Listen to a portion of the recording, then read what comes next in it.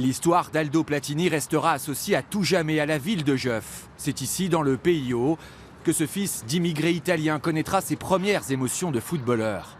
Excellent joueur, il deviendra ensuite entraîneur du club. Et ceux qui l'ont côtoyé retiennent surtout qu'il savait à peu près tout faire. C'est quelqu'un de formidable, de pédagogue. Il a tout, cet homme-là. Il faut savoir qu'il était aussi au centre d'apprentissage, il était professeur de mathématiques, il était professeur de sport, entraîneur de l'équipe locale. Il a tout fait à Geoff. Il a même été au conseil municipal.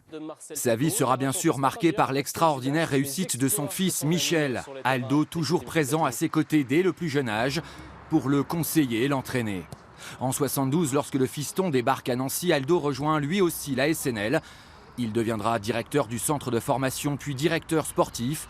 Aujourd'hui, l'une des figures du club vient de disparaître. C'est toujours difficile d'admettre que des personnes qui ont beaucoup œuvré comme lui s'en aillent. Mais en tout cas, c'était un grand monsieur, un grand bonhomme. Il aimait transmettre, il aimait le football, il était vraiment...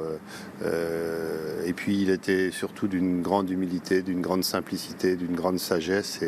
Et c'était un vrai amoureux du football.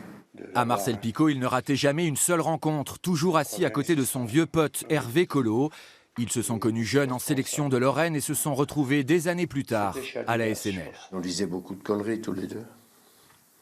Il était jovial, il aimait rire.